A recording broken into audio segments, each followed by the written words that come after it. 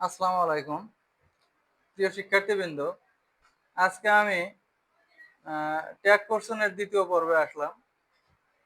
এখানে সাবজেক্টের বিষয়ে আজকে আলোচনা করব। সাবজেক্টের ক্ষেত্রে সাবজেক্ট যদি ছেলে হয়, ছেলেদের ক্ষেত্রে একজন হলে হি বসে, মেয়েদের ক্ষেত্রে একজন হলে সাবজেক্ট হিসেবে ট্যাগের সি বসে। ছেলে মেয়ে যদি একের বেশি হয় সেক্ষেত্রে দে বসে। বস্তু বা প্রাণীর ক্ষেত্রে একটি হলে ইট, বস্তু বা প্রাণীর ক্ষেত্রে একের বেশি হলে দে বসে। এখানে আমি উদাহরণ নিয়ে আসছি, দেখো, Kamal is a good boy. Kamal is a good boy, এদিকে লক্ষ্য করো তোমরা। Kamal is a good boy, এখানে কি সাহায্যকারী ভার্ব দেখা যাচ্ছে? ইজ নাকি? ইজ দেখা যাচ্ছে। ইজটা তাহলে আমরা ট্যাগে নিয়ে গেলাম। আচ্ছা, এখন এই সেন্টেন্সে নট আছে কোথাও? নট নেই, তাহলে আমরা নট নিয়ে আসলাম, সংক্ষিপ্ত নট। তাহলে ইজেন্ট। এখন এই যে কামাল, কামাল কিন্তু ট্যাগে যাবে না, বুঝা গেছে? কামাল না যায়, কামাল যেহেতু ছেলে, তাহলে কি কামালের পরিবর্তে কি বসবে? হি বসবে। কামাল কয়জন এখানে? একজন, সেক্ষেত্রে একজন হলে হি বসবে। আবার দেখো, বিনা ওয়াজ এ ব্রিলিয়ান্ট স্টুডেন্ট, তাহলে এখানে সাহায্যকারী ভার্ব কি দেখা যাচ্ছে? ওয়াজ। তাহলে ওয়াজ হলো যাচ্ছে ট্যাগে। এখন এখানেও নট নাই, আছে? তাহলে আমরা নট নিয়ে গেলাম, সংক্ষিপ্ত নট। ওয়াজেন্ট। এখন এই যে বিনা, বিনা ট্যাগে না যে বিনার পরিবর্তে কি যাবে? সি যাবে, যেহেতু বিনা একজন কিন্তু নাকি, সেক্ষেত্রে সি। তারপরে দেখো, Nafim and Najib are two brothers. Nafim and Najib are two brothers, এখানে সাহায্যকারী ভার্ব কি দেখা যাচ্ছে? কথা বলো, সমস্যা নেই। সাহায্যকারী ভার্ব কি দেখা যাচ্ছে? দে সাহায্যকারী ভার্ব আর, আর দেখা যাচ্ছে। তাহলে আমরা হলো ট্যাগে আর নিয়ে গেলাম। নট আছে এখানে, তাহলে নট অবশ্যই বসাবো। আর এন। এখন এই যে সাবজেক্ট কিন্তু হলো নাফিম এন্ড নাজিব, কয়জন? একের বেশি। একের বেশি দুইজন। তাহলে একের বেশি হলে আমরা আর সেখানে ছেলে হোক বা মেয়ে হোক হিসি বসাতে পারবো না, তখন আমরা বসাবো হলো দে। তাহলে অ্যান্সারটা হবে আর এন্ড দে। এখন দেখো, the mangoes were very sweet, এখানে সাহায্যকারী ভার্ব কি দেখা যাচ্ছে? ওয়ার। ওয়ার আমরা টেকে নিয়ে গেলাম নাকি? নট আছে? নট নাই, তাহলে নটও বসালাম। Were not. এখন এলে দা ম্যানগোজ, এক্ষেত্রে এক বছর না বহু বছর? দা ম্যানগোজ, এটা চিনতে হবে তোমাদেরকে। বহু বচন, ইয়ের যোগ করা আছে, তো অবশ্যই সাবজেক্টটা হলো বহু বচন।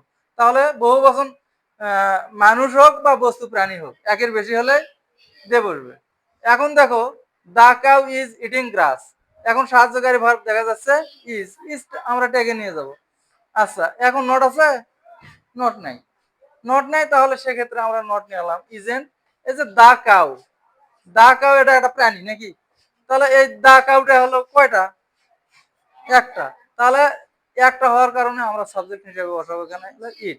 আচ্ছা, এখন আমরা হলো ডু ডাজ ডিড এর ব্যবহার লক্ষ্য করি।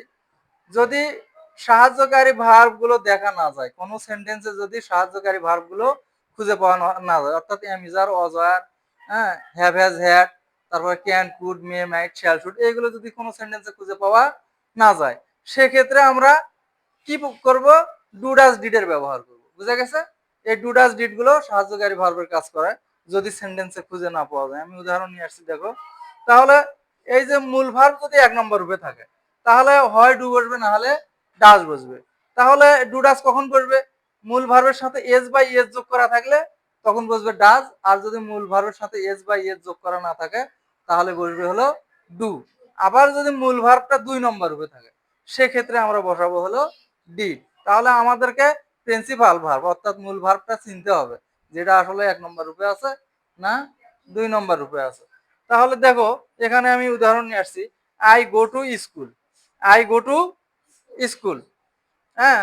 তাহলে এখানে দেখো, সাহায্যকারী ভার্ব গুলো কিন্তু খুঁজে পাওয়া যাচ্ছে না। যাচ্ছে? আমি যার অজয় কিছুই দেখা যাচ্ছে না। তাহলে সেক্ষেত্রে আমরা কি করব? মূল ভার্বটা লক্ষ্য করব, গো। গো আমরা লক্ষ্য করবো যে এটা এক নম্বর রূপে আছে না দুই নম্বর রূপে আছে। বলো দেখি, এক নম্বর রূপে আছে না দুই নম্বর রূপে আছে?